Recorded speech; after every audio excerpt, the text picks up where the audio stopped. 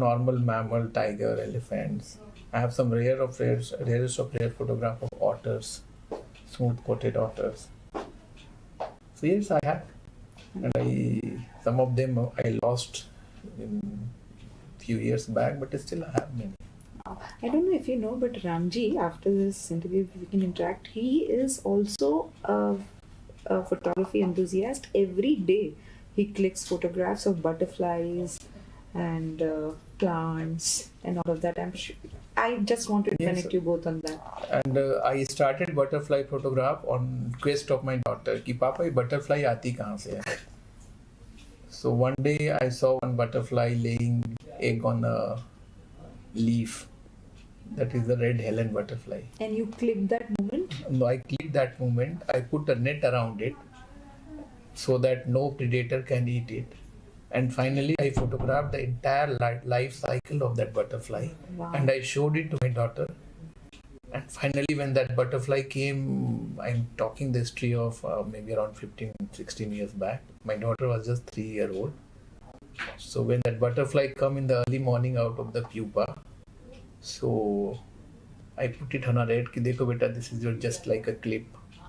And that photograph I still cherish. So likewise, I do it for my satisfaction. I'm not a wildlife photographer. I'm not a technical expert. But yeah, I can compose. In my early days, I used to do painting and calligraphy. So I can compose good photographs that I can think. But if I am a very good wildlife photographer, I disagree. I have also come to know that you also have very deep love for languages, linguistics. No, it's not like that because I born in Jharkhand. So I know I born in Jharkhand and I studied my up to schooling days and part of college life I spent in Ranchi. Then I shifted to Delhi. Then I was allotted to the Karnataka cadre. In Karnataka also, Kannada was an alien language. Then I learned Kannada.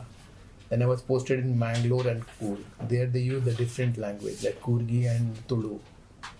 Some part Konkani. So it's not that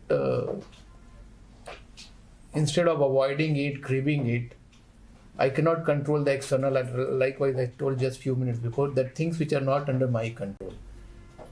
If you can only converse with in Kannada. I cannot control you and I cannot force you to learn Hindi or English. So it's better that it is in my control to learn Kannada. So I started learning. That's why I learned. Wonderful. Great outlook. No, it's not outlook. It's It's a very smart self-development to navigate your own way through life, right? I mean, yes. I wish people were knew that becoming flexible and making yourself flex is actually a smart move for one's own self. It is already invented. We don't, of late people stop reading books and other things. Yeah. If you read the Meditation of Marcus, I forgot that Greek philosopher, he has written already maybe 5,000, 6,000 years back. And you know that serenity principle of Bible. God give me power to change the things which I can change, accept the things and wisdom to differentiate. So that's what, on that basis I'm telling you about learning this language only. Right. Or suppose many of my friends I know, they used to crave, how can you eat the South Indian food when you are going from North India? You won't get chapati. But I'm a foodie and I love food. And I can tell you that each district of Karnataka is having different food. Yeah. And I love it. Only thing is, I'm a vegetarian, so except non-vegetarian, I can eat. And I enjoy food. If you go to Vaishno Devi, you will search dosa there. It is my first-hand experience. If you search dosa, it will taste like your chole or rajma chawal. And once I ate one chole bhature in Udupi, it was a horrible experience. And then I learned कि जहाँ हो वैसे रहो. So ऐसे ही जहाँ का language है, अगर मुझे काम करना है, I cannot quit the service. It's better to learn. If I went to Delhi, if my surroundings are the Punjabi people, I learned. It's good now that you try to learn and you can interact more deeply with them. Absolutely, absolutely. To stay informed about the startup ecosystem, Subscribe to my Startup TV.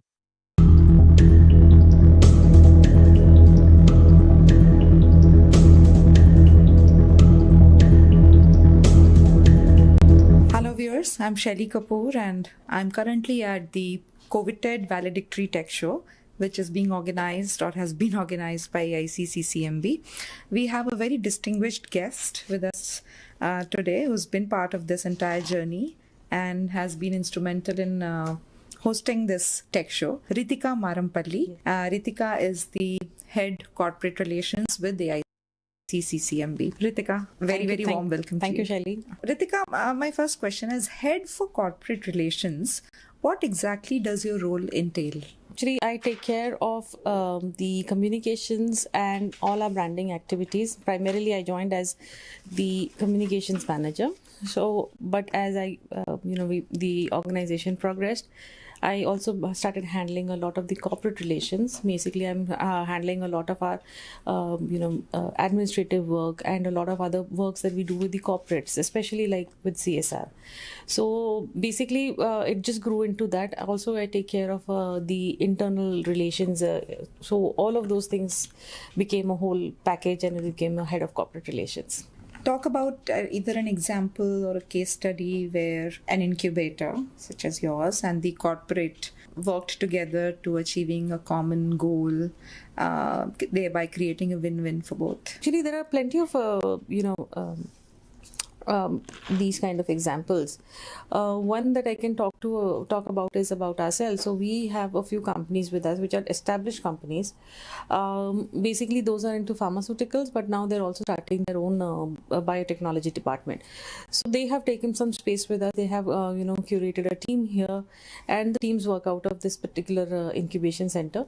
Now, although I may say that it is a collaborative effort, but in those ways, especially when you're talking about pharma companies or somebody who does not have their own R&D facility or does not have that kind of expertise, incubators like ourselves help them do these things.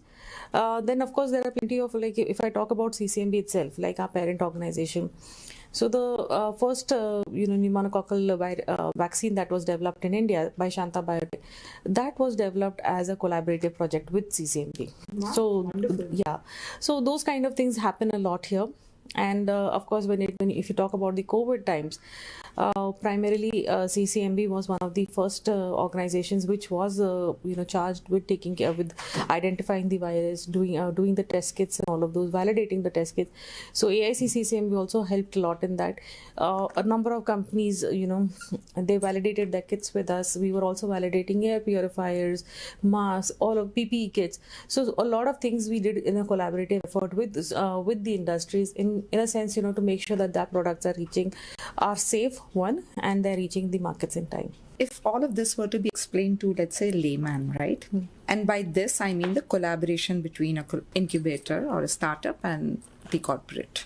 How would you describe the participation of the incubator and the participation of the corporate in this entire ecosystem? And is it encouraging? Are the corporates open to collaborations, and what is in it for them? No, absolutely. See, we are world over, actually, this is being noticed that one thing is that startups are very agile. They are very dynamic and they can immediately pivot. This is what COVID also taught us. Because if they're small size. Yes, they're small size, they can pivot easily. Second thing is that, especially when you talk about an organization, when it wants to set up its own R&D unit, wants to get into some new businesses, there are a lot more things that actually go into it. And the cost for that particular company to get into a new product line is so huge that most of the companies don't even want to try it unless and until you're a big MNC like an HLL or a Procter & Gamble or something like that. You will have your own research units, but otherwise I know of companies here in India, large companies, which actually look at startups, to provide that initial, the ideation, the validations and all of those things. And what they do is that they will try and buy it out. So the entire market is actually like, especially for startups, this is a very big exit, that, their products get acquired.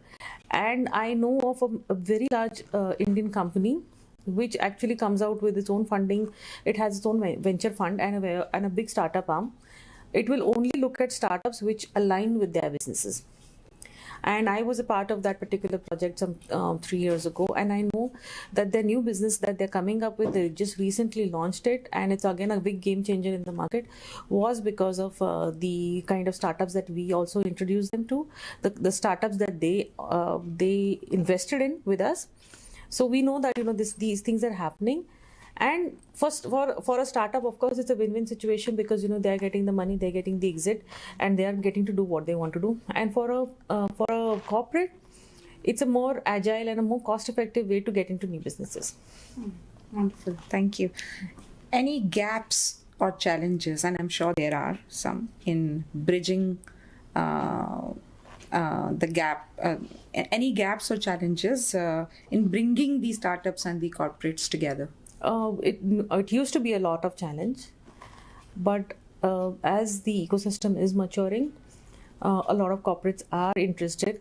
A lot of corporates, are looking at this kind of a, situation, and they are looking at, looking at startups in those ways. A lot of if I talk about some small corporates, like even in infotech and all. They are now looking at startups, to support startups, maybe through some small monies. If they are not able to do by, funding them, some of them, with us, there's a company called Blaze as well. So, they are into data analytics. But they they have some CSR funds, and they're supporting startups, in healthcare, because they are good at analyzing data, and healthcare also brings up data. So they want to help the startups that ways. So in some way or the other, they are also looking at startups which align with their businesses or which are completely new. So everybody, I think, has started looking at that. And now as I know that, a lot of corporates also are, for their senior leadership, they're trying to bring in founders, like people who've been entrepreneurs before. That when you have a founder who's been an entrepreneur before, it opens up a whole new avenue, a whole new, horizon of, entrepreneurship, which brings a maturity within the organization to look at startups and for industrial collaborations with incubators. So that is a positive change that we are seeing. It's happening slowly, but it is happening, and it's good to see that. So these are the changes that are happening. But if you were to, let's say, name the top 2 challenges, or even let's say the topmost challenge that you have come across and witnessed in getting corporates and startups together, what is the topmost or top 2? The topmost challenge, of course, is the licensing issues.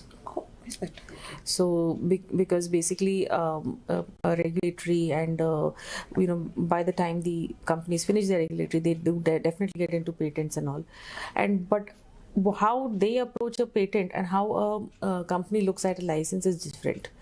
So there are a lot much more documentation that needs to be done from the startup side, which the corporates want.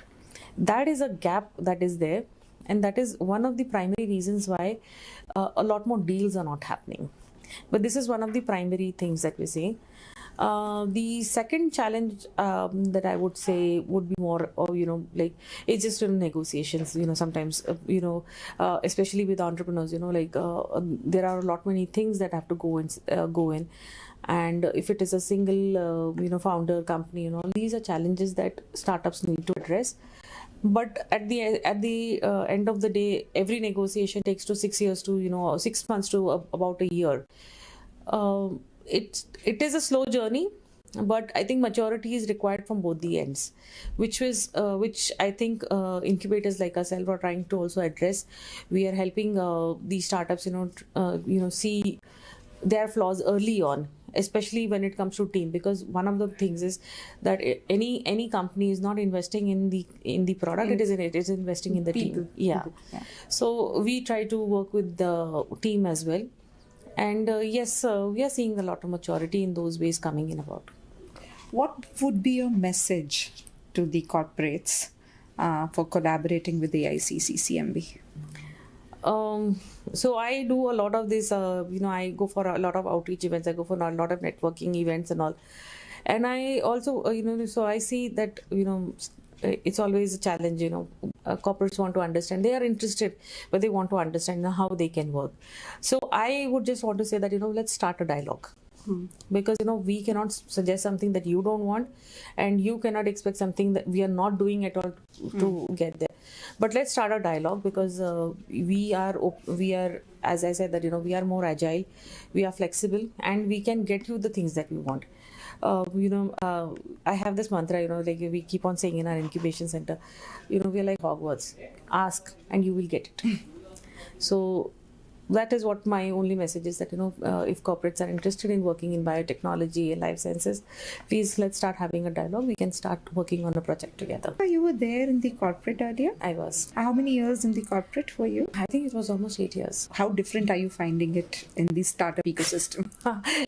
I kind of tell the startups that I would like the founders, if they have come from a structured corporate background, to only get into to start inculcating those kind of disciplines into the And processes. Yes, because what happens if you look at if you think of a startup, you think of the founders coming in shorts, coming in at any time, start working in the night at 2 o'clock and 3 o'clock. It doesn't work, especially when you're trying to build a team.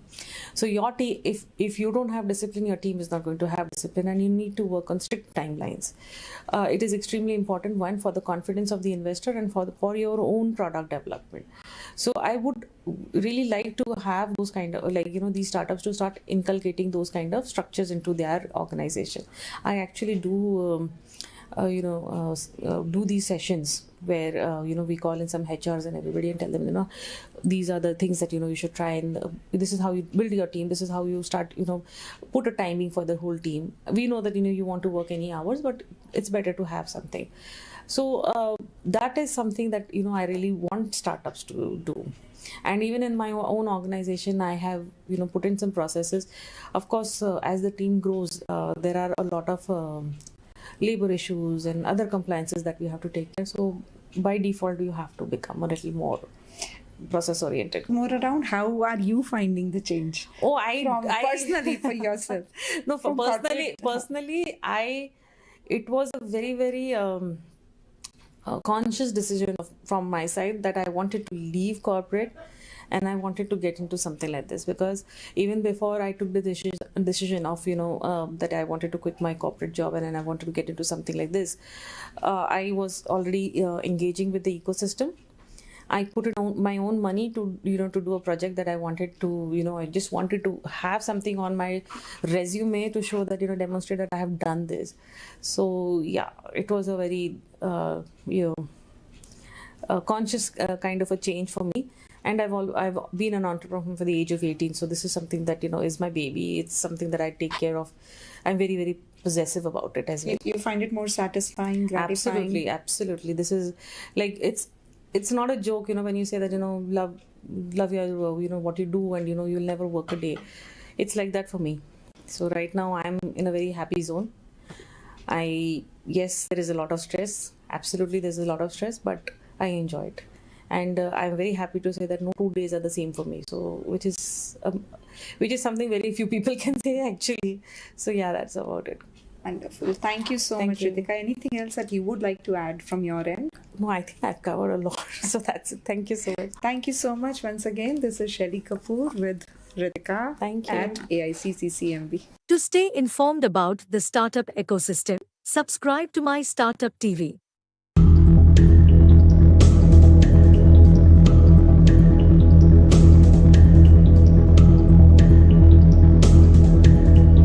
Hello viewers, I'm Shelly Kapoor and I'm currently at the COVID Valedictory Tech Showcase organized by AICCCMB. Event coverage courtesy MyStartupTV. We have a very distinguished guest with us today here on the Thought Leader Show, Dr. Ramji Pallela, Chief Operating Officer, COO for AICCCMB. Ramji, you're also a dear friend of mine. Thanks, A very Shelly. warm welcome to you. Privileged to have you also. Thank you. I wanted to know your initial thoughts on the whole day as it went, starting with the roundtable to the tech show, which was inaugurated by Vijay Ranjanji, and subsequent discussions that he had and the excellent feedback that he gave, which I saw firsthand. So any thoughts on the entire day and before you that congratulations on conducting such a wonderful event. Thank you. Thank you so much. Yeah, in fact, this is a big day. 2.5 years are over that we try to actually conglomerate the entire efforts of the COVID warriors, in the sense not only the people who got infected by COVID, because their samples ultimately validated by the products which are developed by the startups. So I think the way the journey started in 2021, when CSIR headquarters communicated to the then director Dr. Rakesh Mishra, a message from Dr. Lalita Goyal and also Dr. Dayanand, that there is a Security Printing and Minting Corporation India Limited, SPMCIL. They're contacting us to help by CCMB to go for a kind of antimicrobial testing of the coating on the currency notes. That communication started, and they realized as they are actually providing some CSR funding from the Mint agency, SPMCIL, then CSR headquarters asked us, what else we can do for the innovation? So in that sense, in 2021, the then CMD, Dr. Tripti Ghosh, she kind of came into picture, about 2.3 crores of funding that they disbursed to us in a couple of tranches, and we actually designed a program around this CSR program, because this is the first of its kind of support for any of the incubators for innovation activities. And also to say first CSR project for the ICCCMB. So it's a kind of a great exercise through the pandemic wave. It's a wave 2 actually, and we engaged with private partners to design a program to pick the best startups which can actually provide COVID solutions through this program, a small mini acceleration program, you can say. So we engaged more than a dozen of startups, but 8 startups have been supported with funding. And without funding also, the people who got the founders, scientists who got funded through this program got benefited out of this SPMCIL program. So throughout this journey, we learned a lot of things, how to actually map the partnerships for these startups, their business plans to be set up, and their tractions to be made by connecting with relevant customers, and also corporate advisories as well as business advisory. Because technically we are sound, CCMB can help. We connected to a few of the scientists out there. So as a whole in this marathon, we have seen the impact numbers. So today, the great day, the current chairman and managing director, so Vijay Ranjan Singh ji, who is an IFS officer, distinguished IFS officer, who has some scientific knack as well to understand these impactful solutions, how they should be going forward. Out of 8 funded innovations, 6 have been, kind of in the market or about to reach the market. Means it's a very impactful journey. Other than this, making money by a startup, how many lives are getting touched through this program? So today, I also kind of, thrilled to hear the numbers. Across the country, more than 15-16 states, these products have been spread. So did you fall in love with all that you achieved all over again today? Because this is what learning again. I know. Because I love to learn through this program and what kind of impact. Ultimately, funding can be raised in any other means. And India is having enough funding for early stage innovators. Only thing is that your ask should be clear, your passion should be reflecting, and also your journey to say, yes, these are the impactful parameters that I'm targeting. So here that happened today, it's a realization that, 2-3 products have been unveiled by the CMD, and also one impact book has been revealed by the CMD for one of the startup that has been supported here.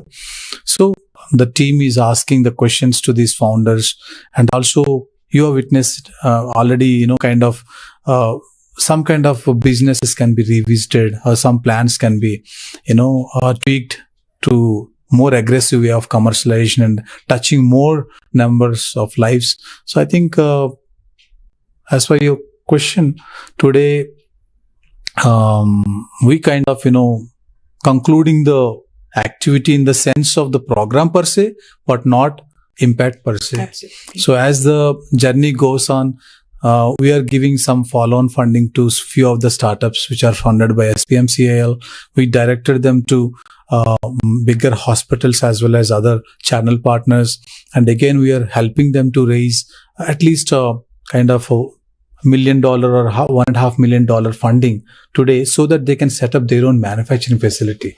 So this engagement today is very interactive, and also those questions are very imperative in the sense they can get more help. So thanks for asking that question. My pleasure. I could see firsthand how impressed he was. He was so involved, asking all those questions to the Yes. startups, giving them suggestions as to what they should do to improve the product and the product development, and even very encouraging them to reach out to him directly if they Right. needed help. That was amazing, and it really showed how. I can say that it is a rare opportunity that a chairman and MD sparing some time to see a very unique way of spending their own CSR money. Yes. And I'm sure that before they come here, they may not be aware of what exactly happening here with the incubation centers. And he witnessed that by seeing those products, how they're working, how they're performing, how they're touching the lives. Right. So I'm very happy to see that. Again, kudos to you all. Looks like you guys did a great job. It all just paid off very well. Even Mr. Ajit Rangnikar was Yes, saying. yes. So that's another effort to add that, we actually engaged and aligned our programs with the local government as well as central government. Our national mandates never been off track. So in that sense, be it with REACH, Professor Ajit Rangnikar, the acceleration in diagnostics, there's an acceleration program, 3-4 cohorts we have done. Some of the startups supported by SPMCL part of the program as Oh, well. wonderful. So we actually align all our activities such a way that our startup shouldn't be missing that journey milestones. Wonderful. So we have talked about all the good work you all have done and you will continue to do. I would also like you to shed some light on the challenges that AICCCMB is facing, right, in actively working towards, addressing the growth and nurturing of some of the biotech startups that are with you. So anything, any kind of hurdles or challenges. In fact, I can relate this question to this program as well as overall AIC's activities. If you piloting or validating these products that the startups develop with the small money from their pockets or the small money that government is supporting, by the clinics is a major challenge. Getting such clinical partners. See, of course, they will be planning their innovation, product development or a process development cycle by including these clinical partners as well as regulatory partners, and of course other field level, you can say maybe the clinical in the sense even PHCs. So the major challenge what we observed even for this program, connecting them to the government based PHCs, for example, because they actually need this support. If they can actually help these startups to actually get the products validated, I think that is really helpful. And even private hospitals, again, they're not that open, to validate unless until there is a kind of value addition for them.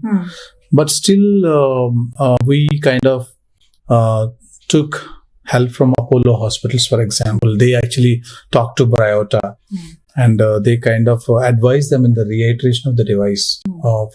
So we have identified such kind of mentors to address these challenges, but still I think India should open a kind of larger mechanism of piloting these innovative products at the clinical side, and also Second challenge that always I vouch for is about the regulatory aspects and the single window regulatory clarifications for these devices or diagnostic kits. So we will apply to ICMR, DCGI, and that's a kind of the things are speed up actually thanks to COVID another way. But still locally, I think we need to get a lot of assistance. This is second challenge, and third challenge. Of course, it's not related to the complete ecosystem per se. It is the individual per se, the mindsets, and also the consistency of the innovator, how they would be planning their complete innovation journey for next 2 to 3 years or 5 years. So that also major challenge, especially in the biotech entrepreneurs. So because money can come fast and money can simply spend easily in a eye blink time. That's what being a program manager in the past 10 years, I have seen that the exciting moment that startup get a money, and within few months the money evaporates, and then they will realize, oh, please tell me what's next, what has to do, all the important things I have to spend on. I haven't yet even touched those areas. So I think that visionary way of thinking for their own activities, their own products, yes, prioritizing and segregating the expenditures, and also planning of funding in advance and regulatory aspects in advance, and the IP. So all these things are very important. That is the third major challenge, which is actually an individualistic challenge, not the ecosystem challenge. What is the message that you would have for some of the biotech startups out there for all the roles and opportunities that are available with AICCCMB? You mean to say guidelines, probably? Guidelines or any message that you would have. Why should they come to you? Yeah. Got it. I got it. So we don't have cohort systems. We just have word of mouth way of spreading about our good works. Anybody is welcome to step into our center, see the facilities, talk to our existing startups or even graduated startups. What kind of facilities are there? What kind of convenience and comfortability that they will get, even from the host. Or I have to thank the director, CCMB, because the complete staff, the scientists, they provide a lot of infrastructure, not only in the AIC premises, but also in the main campus. Vinay sir. And even the previous director, Dr. Rakesh Mishra. So that kind of support, then when we have the advice for all the student innovators, faculties, and also the startups, just to step in, talk to us. When you open up with a dialogue, the conversation, then only you will come to know what we have, what they have in their mind and heart, because they may be having brilliant ideas, but they may not be having confidence. Unless until you actually talk to us, Dr. Madhu and myself, we are having some technical background as well. And also we enable a lot of startups and students and faculty towards entrepreneurship. So if the people can come and talk to us, whether their ideas are feasible and scalable, we can at least guide them and connect to the relevant people and plan their businesses under pre-incubation model. Then they can actually raise funds with the small data that they generated, and then they can actually incubate with us and raise more money, go for scale up, they can graduate. So this is one quick advice that I can give. Can I say this to our viewers? Any of them, they are biotech startup companies. If you have, you have Ramji Patela here. If you have any opportunities, any clarifications, any questions, any guidance, any mentoring support, funding support, anything that you need, you can reach out to Dr. Ramji Patela at AICCCMB. Ramji, I've said it out there. Now you can't backtrack. I can't say, no, don't give my contact. See, today itself, I responded to couple of LinkedIn people, they already send emails with their proposals. So generally, I spend good time in LinkedIn so that, I can engage with lot of students, school students, college students, faculty, startups, scientists across the domains, even space technology people. They would like to miniaturize biological systems under zero gravity, how this will work. So they can come and work with us. So at least we can help them guided, to the relevant stakeholder in the ecosystem. So please contact me anytime. I saw your facilities last time I visited, and I saw the infrastructure, state of the art labs, and I think anybody would be fortunate enough to get a chance to incubate themselves or get incubated here. Yes. So, yes. Yeah, absolutely. Anything else that Ramji, you would like to share from your end that I may have missed covering in my questions? Yeah, I think most of the questions that you asked are very much relevant, and we covered all aspects, especially for the CSR support that we get from SPMCIL. This journey continues where we are also putting up different CSR proposals, not only to SPMCIL, but to other agencies to focus on emerging technologies and some of the breakthrough areas, if you can say, be it microphysiological systems, where how to reduce animals in preclinical trials. Mm. So that's we were where talking about it today afternoon. Yes. So now HDFC Parivartan grant that we got, we actually try to address that grant towards these areas, organ on a chip kind of models, where we can screen drug molecules or any other formulations, something like that. And again, another theme is smart proteins, alternative protein sources. So similarly, what I'm trying to tell here is that we are actually trying to partner with larger corporates who can actually show some interest in co-development with CCMB scientists or our startups to build something that can actually create larger impact through CSR or non-CSR means.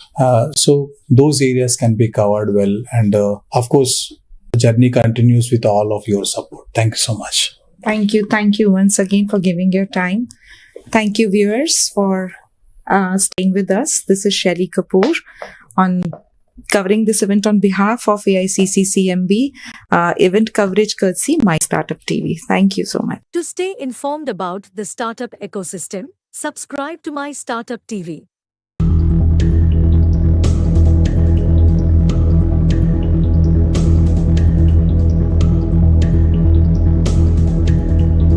Hello viewers, I'm Shelly Kapoor and I'm currently at the coveted valedictory tech showcase organized by AICCCMB and being covered by MyStartupTV.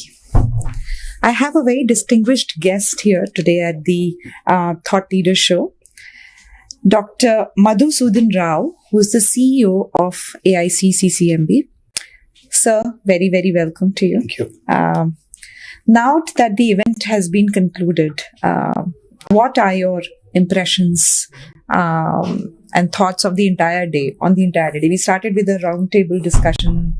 The chief guest, of course, was here. So I have a lot of questions for you, but just to kind of get you started, what are your thoughts on the entire day? The first feeling is relief. Okay, we've been at it for almost 3 years now.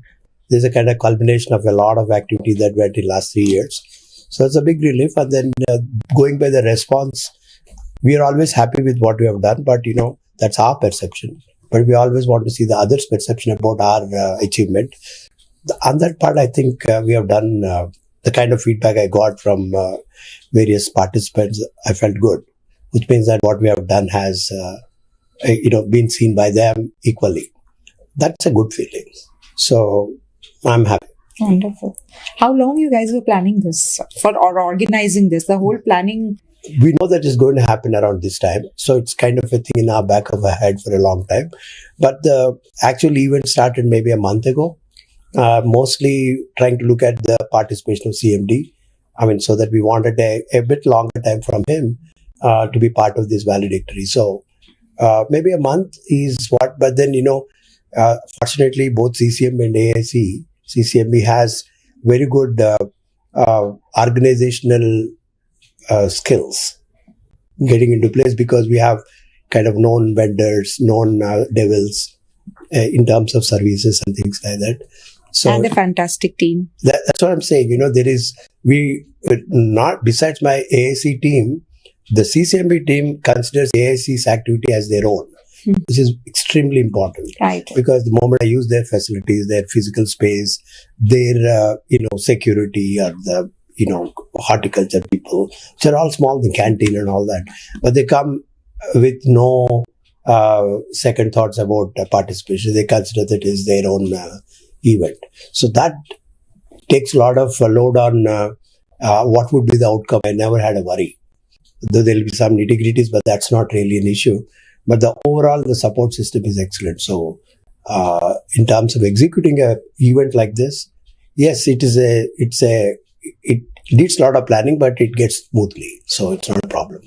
Like, minute-to-minute programs and what is the role of each of the divisions at CCMB on our own, whether it is display, Shamiana, everything. Yeah. Absolutely. It is concern, but it never became a concern actually. Wonderful. So, what is COVID Valedictory Tech Showcase? Okay, I just came up with COVID more like it sounds like something, sound-wise it makes that something we want to do it. COVID, tech event kind of technologies kind of a thing. So the idea was when these people wanted to support, everybody realized that the pandemic is a big challenge and everybody wanted to do their own bit. So at that point of time, we came up with this kind of a suggestion to support startups. And then I think probably that everybody probably I can tell you all people who can give money, give money. So fortunately we had support of SPMCIL and we were very much into, around that time, I just came out of a project by Gates Foundation on assessing the Indian capability in manufacture of kits. Because at that point of time, which kits? The PCR kits for the diagnostics. Okay. So at that point of time, with the support of Gates, we set up a team. At that point, there was no, except one who was doing it, but many people, nobody had come up with a kit. Everybody has the components of their own, enzymes, primers, what we call. But not a full-fledged kit. They didn't put together in a packet. But everybody knows what need to be done. So there is, we wanted to assess, say one of the end goals at that point of time was, there is a capability to make 10 million kits per month by India. So because I'm a scientist, I know I can back calculate what is the quantum of enzyme, how much primer I require, how much of Taq polymers, how much of tubes I require and all that. So we back calculated quickly and asked people to submit their own component to us. And then we tested. I had a team of some 8-9 people who were we bought the best in the market and benchmarking the things that came to us again as the best in the market. Okay. So while doing it, I know which ones are good, which ones are not good. So we gave a feedback to them. They came back to us with their improved versions and all that. So that helped. They gave a lot of confidence to those people. And I know their capacity. Like, an enzyme guy, if he has a 50-liter capacity, he can produce this much. So that is sufficient for 100 million kits if everything comes up. That kind of a calculation became very important. And that also gave me a kind of cost analysis of the whole process. And now when somebody was saying in the morning that it costed around 3,500 rupees per test, it came down within a year to less than 1,000 and eventually came down to 600. And now I know the kit doesn't cost, the raw material doesn't cost more than $70. No. Okay. But the equipment is costly again, but the point is I'm not including the equipment cost, the whole thing, the human resources. But the basic cost is something 60 rupees is quite amazing. I mean, what the hell? Suddenly the whole eyes opened and then, probably you could have offered the kit for $150. not 3,000. So, and the more important thing is we can do it ourselves. Right. That's more important because at that point of time, I was also part of the testing for ICMR. The Telangana government, we get a lot of samples every day. And then I was buying all the kits. And then they don't come in time. These certain realizations only come when you worked on things and then you... The pandemic kind of is a, shouldn't be saying, but it's a very good teaching. Very good teaching. Very good teacher, actually, about our own selves. Yeah. You know, a lot of... In many ways. Yeah, a lot of misplaced confidences were kind of sorted out. And then now suddenly we know that, okay, these are the bad patches, these are good patches, so look at good patches. Yeah. Wonderful. You must be very proud of all the work that AIC CCMB is doing in the molecular biology sector. Talk to me a little bit about that. Yeah, I mean, you know, I was a scientist for almost 30 years, and I always felt that when I look around, obviously during our service we travel a lot abroad in various places. I must have gone to some 15 to different countries and see what goes out into the market. Looks to me, what the hell, we also have it, but why are we not putting it out? Then we know that what are the pathways that each of these universities in the West have, like technology transfer offices, how to protect the interest of the inventor, institute, and the client. That never happens very smoothly in our country. There was nobody was pushing it. So I thought it's an important avenue for us to be, because every time the government says, what are your deliverables? If you say, I have published and I trained these many students, is not what the government is looking for. Ours is not a teaching and research institute, CSR per se. CSR is a scientific and industrial research thing. So they look for applications. That never was happening in a very structured way. You know, things are happening, but in a fragmented way, depending on the individual's enthusiasm and initiative. That's not fair in these times. You know, there should be, systems should take care of these inventions and take them out and make a product. That's when we thought probably a place like Incubation Center probably can give that bridge for things to cross from an idea to a proof of concept and things like that. But that journey is always not considered by an inventor very, very challenging, because you know, they think that's not my cup of tea. And he likes to do something next, more interesting thing, rather than, you know, making something more robust or more market ready. I don't care about the market, you know. Hardly corporates walk into this building for them to appreciate what corporate understands. So there is a reluctance on the inventor side, but there is a national need for these kind of inventions to go into the public. So this bridge is what going to make a difference, is my way of looking at it. So we started this. Initially, we were looking at only people coming from outside, not from inside.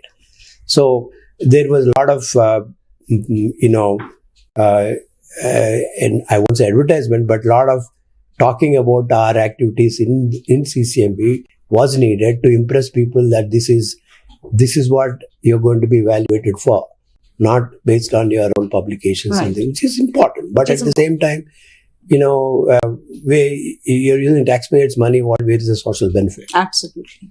So now AIC can give some kind of a, activity that they can show. Obviously, AIC is part of CCMB in a way, promoted by CCMB. So they can showcase the technology, the startups that are flourishing here as an activity that they've taken up. And then there is, in at least last 5 years, at least 10 different companies used the resources of CCMB to mature their products.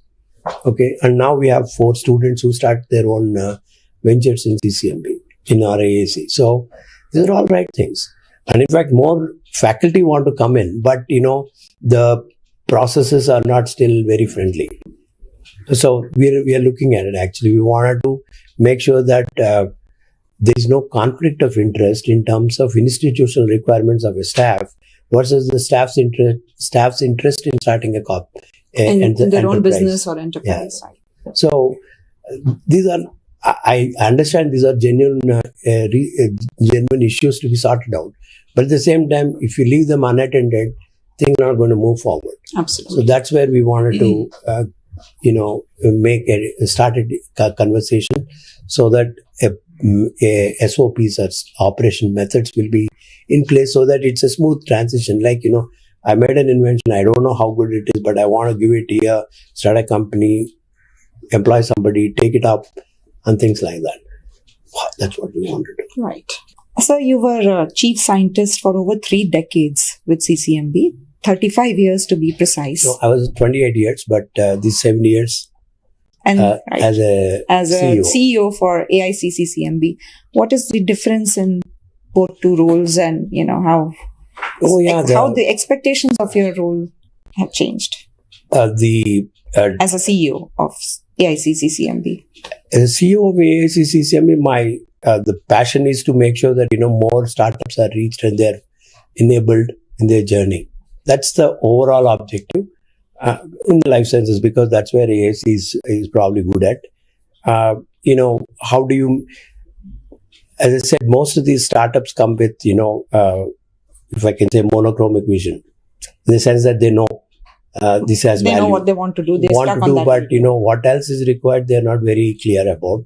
So try to make their vision more colorful, in the sense like what is around the corner and what kind of business. Open their minds for. It's not a purely a bench activity. It's more of a journey. It's a business journey which has its own different mandates and then requirements. You have to wear different hats. That part is something challenging. So that's the kind of inputs that we try to give with this team.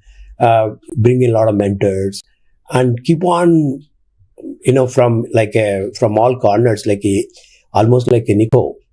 We keep telling them, this is the business plan you should have. This is how you look at the balance sheet. This is how the regulatory timelines, and this is where you can go for initial product design. All kinds of things. There is so many requirements that they need, and they're not very. They don't think they're serious. Those requirements, they don't think they're serious, but they are the only thing serious. And another big lacuna is communication. I mean, most of the scientists think that ideas are good, so others should appreciate them. Nobody gives a damn about science, in a way. They're more interested in the product based on science, not on science behind it. So you should understand the difference. You have to dilute yourself, the science part of it, and then tell them what is the benefit for the investor or the next guy about it. And these are not something that easily come to most of the founders. That's where we have to make that, break that, ice. Yeah, absolutely. Yeah. I saw firsthand today, Mr. Vijay Ranjan Singh, the chief guest, chairman and managing director, SPMCIL. He was very, very impressed with the startups and their products which were displayed. But I would like to know from you, what his feedback was, what all he said to you, and if there's any specific direction that he further gave. Yeah, I think he's a very experienced man, and I'm sure he has seen many. But, taking the kind of comments he made about the activity per se, and actually I liked what Ajit Rangnekar was also saying about, the importance of both the things. What Vijay Ranjan Singh said about some of the CSR things that most of the companies spend on, 10 hospital tables or toilets for the school children, or ambulances, or a eye camp or a blood camp. I mean, these are all things, is what most of the people do. And it probably gives them the optics that they're looking for. But the point is that's somebody else's job. Basically, I thought that's a nice way to put it. And also Ajit was saying that, it is important for CSR corporates should look at innovation centers like arts to promote this one, because he said the right word, that is multiplier effect, which adds value to the whole chain ecosystem, rather than plug and just deliver some 100 toilets or one ambulance here or 100 wheelchairs and things like that, which is also important. But at the same time, this lasts long, and probably it has a much more outcomes than those kind of activities, which are also important. So what he was suggesting, at least 2% of the CSR money should be spent towards innovation. I thought I liked that a lot. I think Vijay Ranjan also I agree with that, the way he reflected in various ways, saying that, he was very happy with the way the money was realized, though he was not very happy with the percentage of money given to the startups, but that's fine, because that budgeting was done, it's a kind of a top-down thing rather than what we asked. So there are many aspects. I think I liked it a lot, and I think he was happy that the money was spent well. Yeah. I agree with you. I saw both of them were very impressed. Mr. Rangnikar also was very, very impressed. And he was right that you guys should be talking about it more. So all the good work that you've done here. I will just end this with one last question. What is the vision of AICC-CMB and what are your future milestones? See, we've been in this game for almost 6 years now. And then we are reaching a kind of a revenue model that is going to become static. And that's not where we want to stop. And that is one part. But what we are looking at it is, obviously, we are looking at around what are the more successful models elsewhere in the world. Okay. And also, what are the kind of challenges most of the startups face? I can clearly tell you, it's easy to get money, half a crore, 30, 40 lakhs. If you have a decent idea and a passion for it, it's easy to get that kind of money. But once you cross that initial journey, then the money that is required is big when you want to go for trials, especially life sciences. I'm not talking about IT. So you need money in crores. That never comes. Or the money that comes is very limited.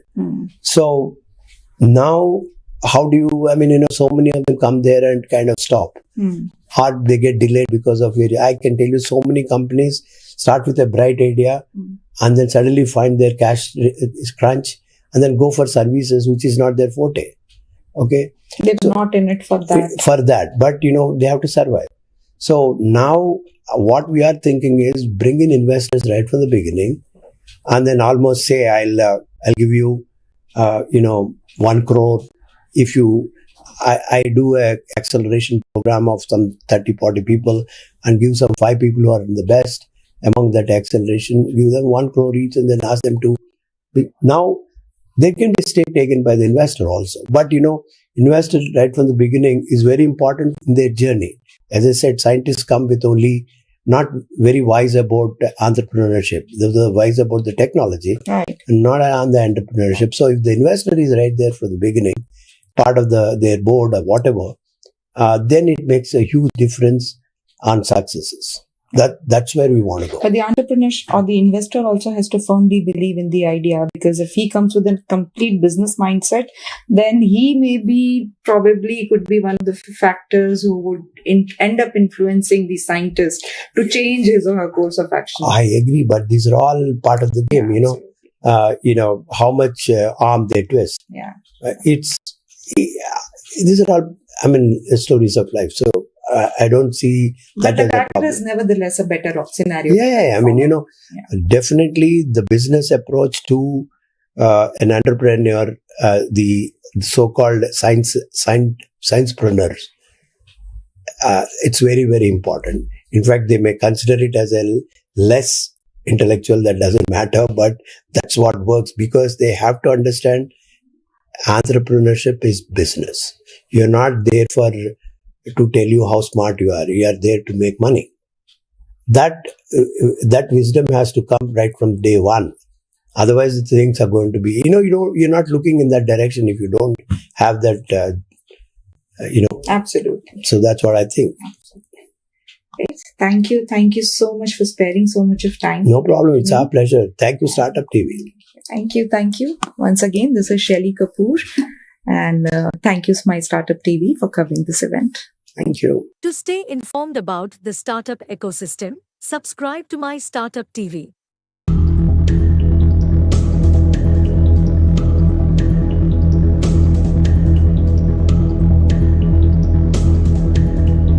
Hello, viewers. I'm Shelly Kapoor, and I'm currently at the coveted valedictory tech showcase organized by AICCCMB.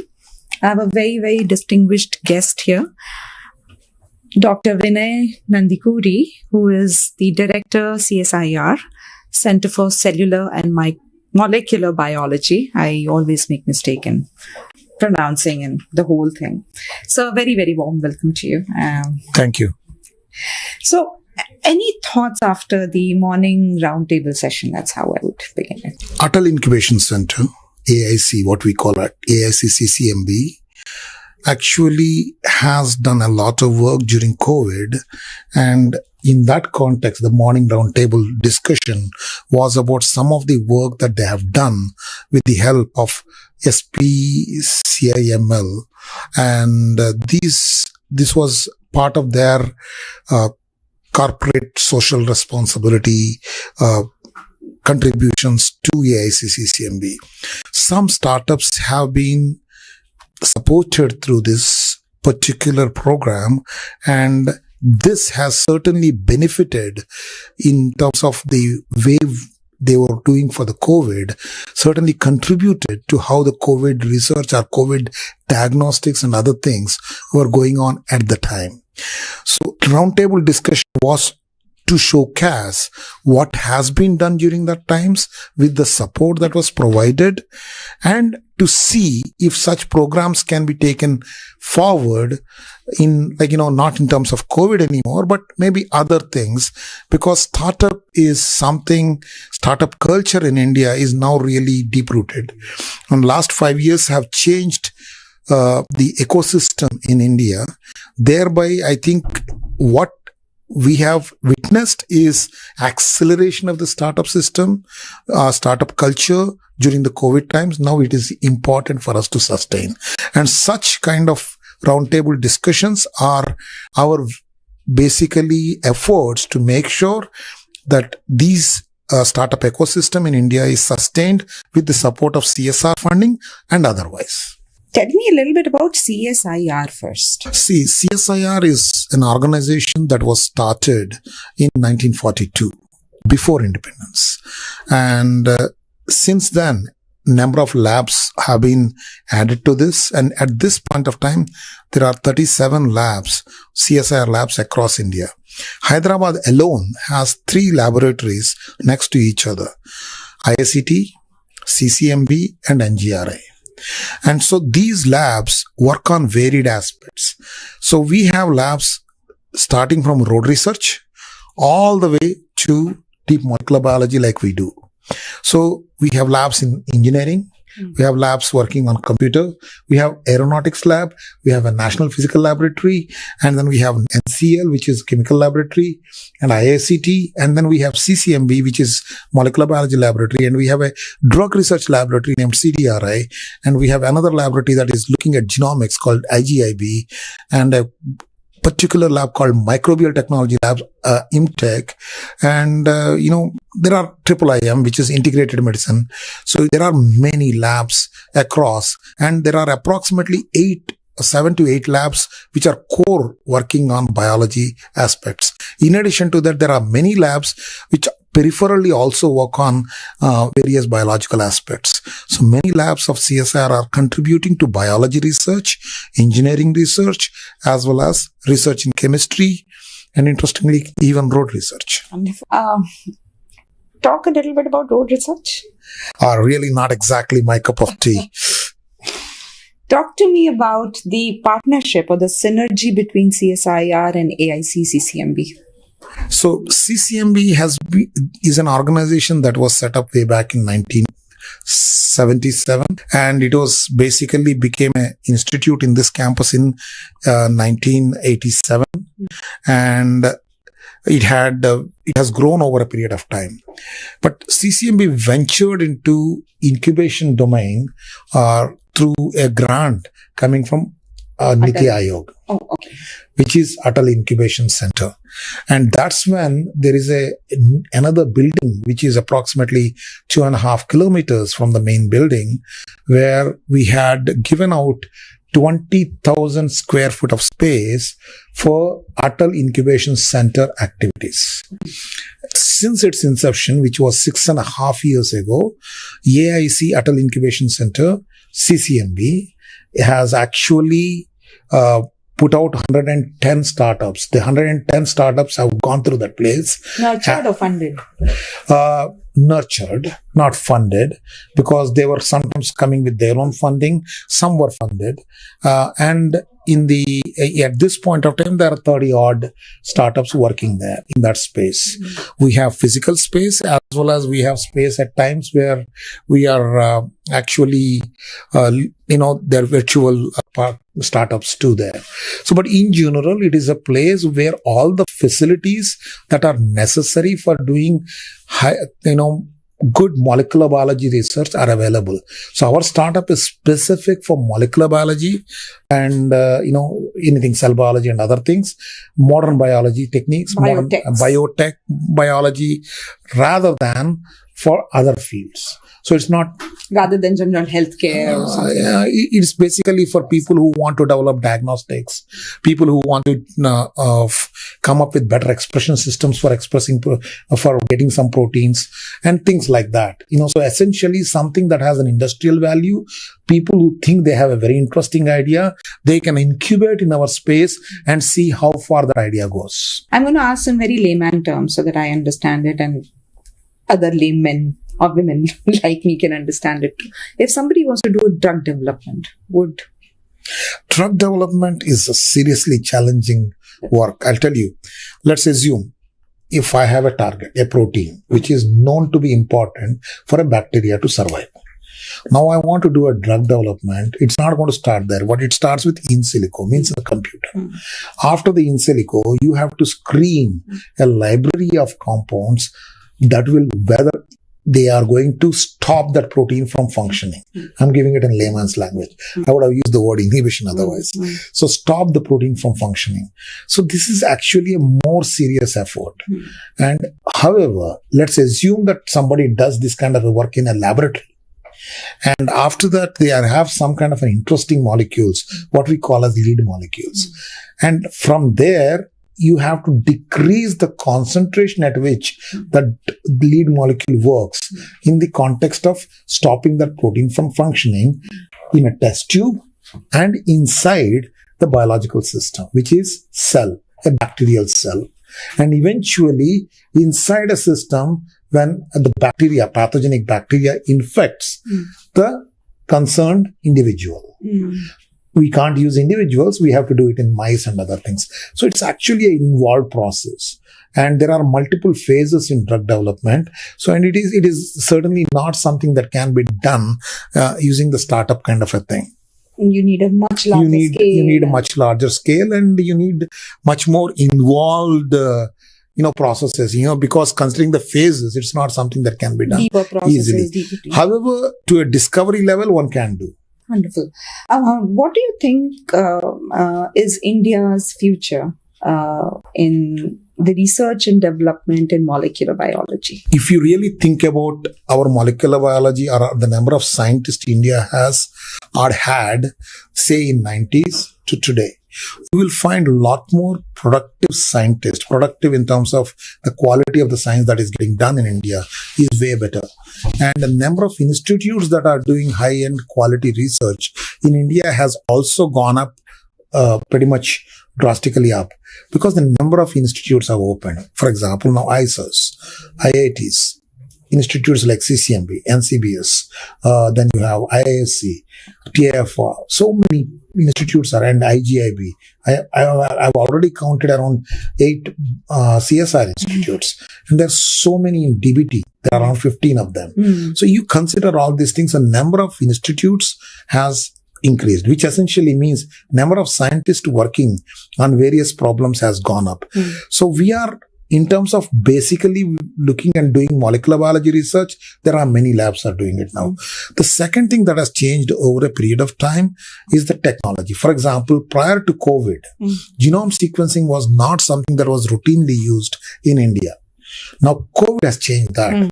So if you really think about it, now there are multiple companies which will do the genome sequencing for you with a cost maybe anywhere ranging for a human, anywhere ranging from 70 to 1 lakh. And They will- genome tracing and all of that. Yeah, is they can do, kiosks at yeah, the they can, airport. they are able to do many things. So in one sense, all these things are kind of, unfortunately, I shouldn't be saying this, but it's actually, pandemic has changed the ecosystem of how these kind of things are done. Okay. So now, given all these things are now already there. Okay. But what do we do next? I believe we are going towards a scenario where more and more utilization of these modern techniques is going to come into play both at a clinical end and of course in basic bio and in doing molecular biology in the laboratory end. So if maybe not right away, but it may not be very far where a human genome can be sequenced for maybe as little as 20,000. Maybe 30,000. See, this is actually going to happen. So would it change the way we are doing or we are treating things? Of course it will. Okay. Can we actually have a point of care diagnostics to find out what are you, like, let us say you have an infection. You go to the hospital. So we know where the infection is roughly. Let's say urinary tract. Can we just take that sample and find out whether the bacteria that is infecting you is resistant to how many antibiotics? Okay. So that changes the way you are getting treated. Right. So let's assume that, you go to a clinic and you think you have a suspected of a tuberculosis. Can we identify that whether you're realistically infected with tuberculosis? And if so, whether it is resistant to the existing drugs or not? If that will change the way you get treated. So the way that is one end, clinical end. And obviously these techniques are also going to change the way we address scientific problems because you have the ability to address scientific problems in higher depth. Wonderful. Great. I will again want to ask this specifically because you've given me a lot of hope with your answer. How long or how far away India is with respect to emerging as a global leader in research and development in the molecular? We have to actually look at multiple things. First thing is you have to simply look into the number of people working in a particular area as a research community. At this point of time, we are better than where we were, but we are certainly not comparable. Let's say a country of US, which is approximately a certain size, there are a lot more people working and doing laboratory work, in science. So this will happen, but as aspirations of the society are changing. So obviously everything will change and it depends a lot. Economy, aspirations and the ecosystem together will determine how far we will go. I would say that it is a positive outlook right now, but only time will tell how far we can go to become something better than where we are and most probably become leaders. Historically, we've seen a lot of our good brains, good scientists used to migrate to other countries. We used to call it brain drain. Yes. Has there been a change in the trend? I would say that continues to happen. It's not like we are completely, but for example, when I was a PhD student, so you would always think when you're done with your PhD, I was long ago, way back in 97, you straight away used to think now I have to go abroad for a postdoc.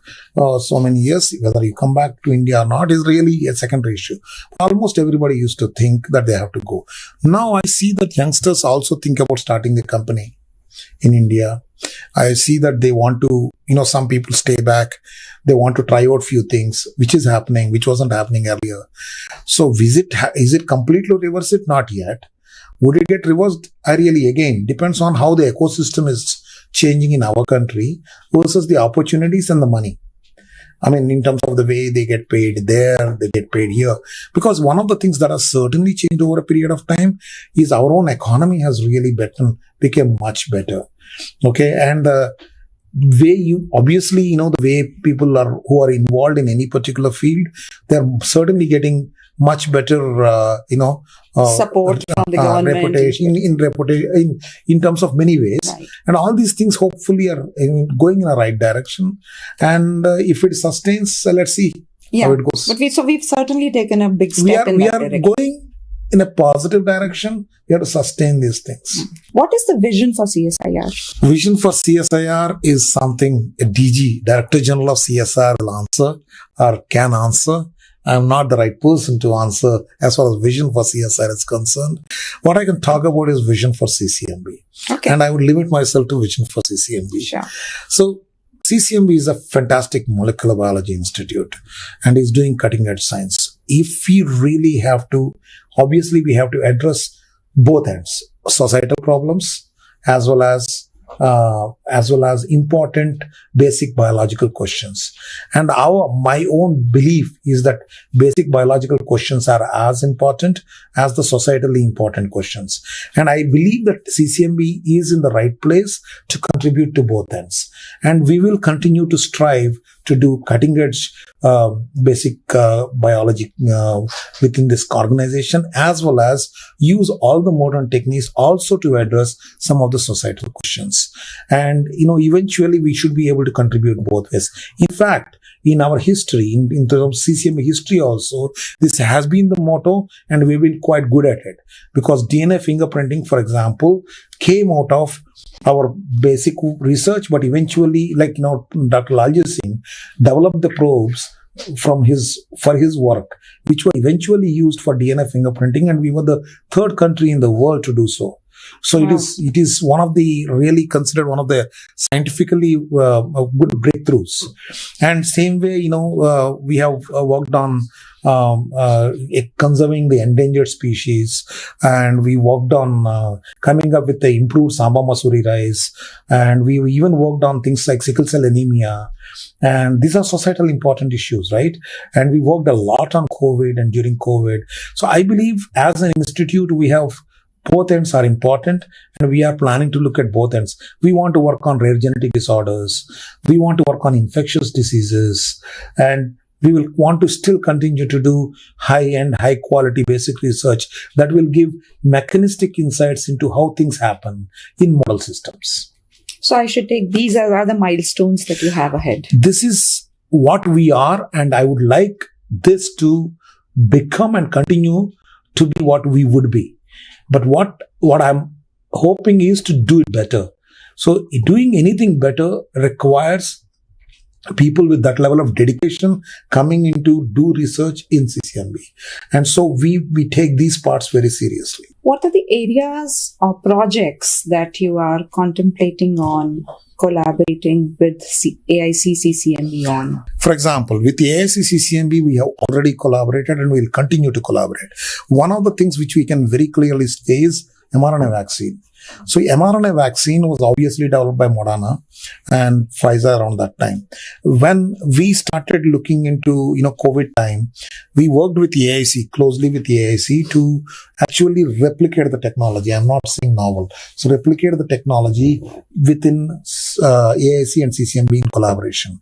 And so this is now going to be used.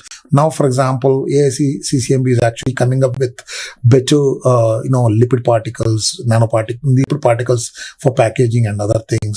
So we can use that as one project for collaboration. There will be others. Right now, just a while ago, we were having a discussion on wildlife, with respect to something called diagnostics for determining what is the quality of a shawl and other things. So there are many other projects. We have already collaborated with AIC CCMB in a few projects, and we'll continue to collaborate. In fact, one of the other things that we have done with the AIC CCMB is decreasing the cost of diagnostics during COVID time. So projects will come up for us. It presents an opportunity to work with them. And we will work whenever there is an appropriate opportunity. Over and above, 4 of our students are currently incubating in AIC CCMB. That's what we want. See, our students know that there is a place where they can test out their ideas. Our students, CCMB students. So these are the things we are having in our